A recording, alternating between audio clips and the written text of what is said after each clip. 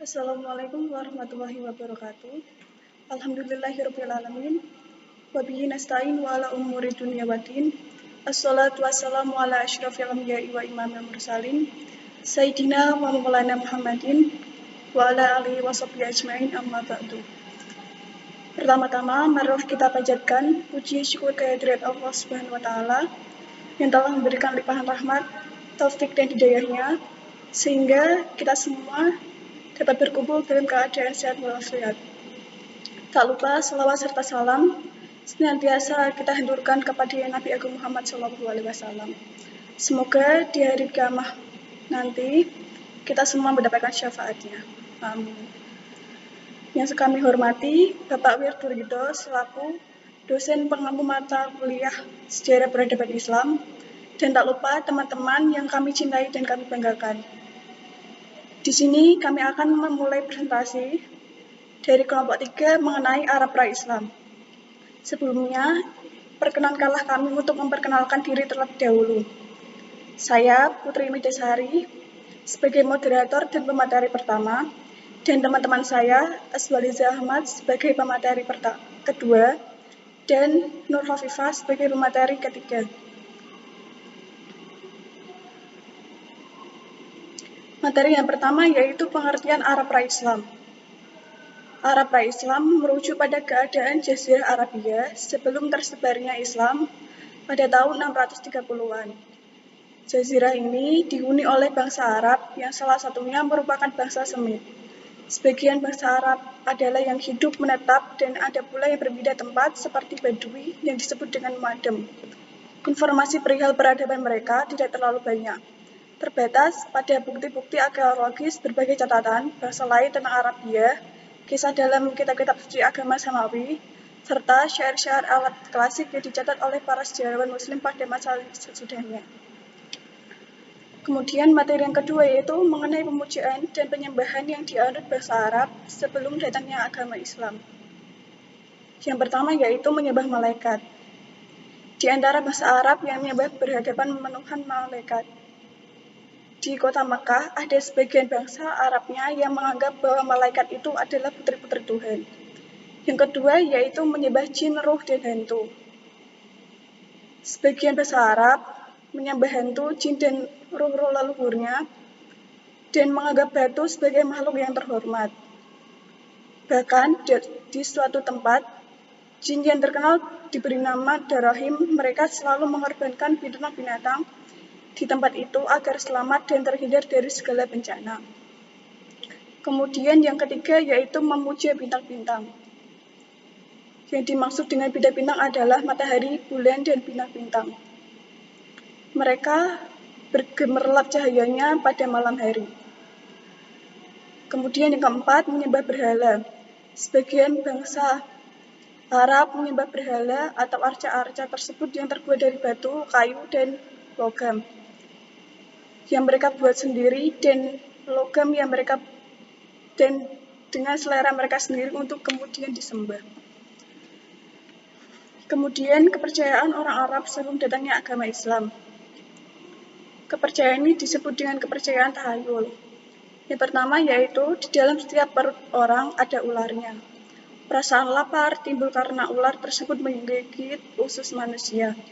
Yang kedua, mereka biasa memakai cincin dari tembaga ataupun besi dengan keyakinan untuk menambah kekuatan. Dan yang ketiga, bila mereka mengharap turun hujan, mereka akan mengikatkan rumput kering pada ekor kambing, kemudian dibakar. Kehidupan Arab pra-Islam. Yang pertama yaitu ikatan kesukuan sangat kuat dalam kehidupan bangsa Arab. Yang ketiga, sering terjadi konflik antar kabilah yang mengakibatkan permusuhan dan perperangan yang berlangsung lama. Yang ketiga, masyarakat Arab umumnya berdagang, beternak, dan bercocok tanam. Dan tempat yang dilakukan oleh pedagang itu biasanya di daerah Syam, Yaman, Irak, dan Persia. Untuk materi selanjutnya yaitu faktor sejarah Arab sebelum Islam disebut Jahiliyah akan disampaikan oleh Aswaliza Ahmad.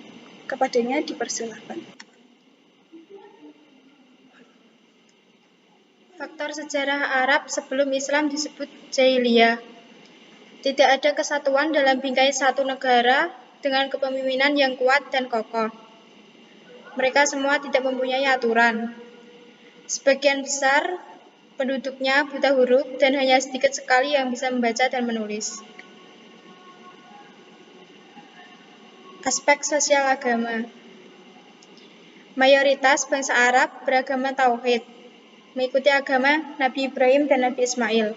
Yang kedua, kembalinya berhala Manat, Lata, dan Uzza. Yang ketiga, tradisi menyembah berhala dan menyajikan berbagai macam korban sebagai persembahan.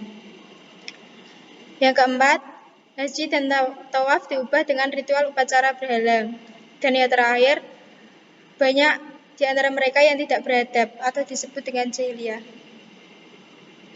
Aspek pernikahan dilakukan dengan spontan, yaitu dengan cara suka sama suka. Yang kedua, ibtidak. Suami memaksakan istrinya untuk mengumpuli laki-laki lain setelah masa haid, tujuannya mencari keturunan yang pintar dan baik. Yang ketiga, polandri. Perempuan memiliki kebebasan untuk menikahi laki-laki lebih dari satu.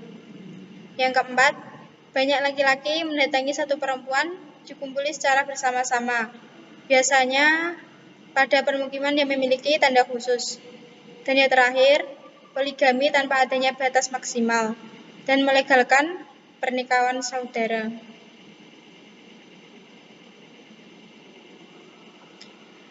Selanjutnya akan dijelaskan oleh rekan saya, Hovifah. Selanjutnya, aspek politik dan hukum. Kehidupan mereka tidak ada persatuan antar beberapa suku, bahkan mereka terbiasa berperang karena hal yang sepele, seperti memperebutkan sumber mata air. Berikutnya, mereka menerapkan monarki herediti, yakni sistem pemerintahan yang dilakukan secara turun-menurun. Kerajaan secara diktator, yakni pemimpinnya suka mengumbar syahwat, berfoya-foya, dan sewenang-wenang, serta suka menindas rakyatnya. Berikutnya, siapa yang menang dialah yang berkuasa. Yang dimaksudkan adalah tidak ada kesepakatan hukum, jadi siapa yang kuat dialah yang berkuasa dan yang lemah selalu berada di posisi yang tertindas. Berikutnya, aspek ekonomi. Arab pra-Islam mayoritas bekerja sebagai petani atau berkebun. Berikutnya, bagi suku Badui, pedalaman mengandalkan kehidupannya pada ternak unta dan biri-biri, sedangkan masyarakat perkotaan melakukan perdagangan. Selanjutnya, aspek sosial. Mereka selalu melakukan kegiatan yang menyimpang seperti merampok, meminum khamar atau minuman keras. Yang berikutnya, mereka suka membunuh, berzina, sampai mengubur anak perempuan hidup-hidup. Sekian presentasi dari kelompok kami. Apabila terdapat kesalahan, baik dari segi tutur kata maupun perilaku yang kurang berkenan, kami memohon maaf yang sebesar-besarnya. Wallahul muwaffiq ila aqwamit thoriq. Wassalamualaikum warahmatullahi wabarakatuh.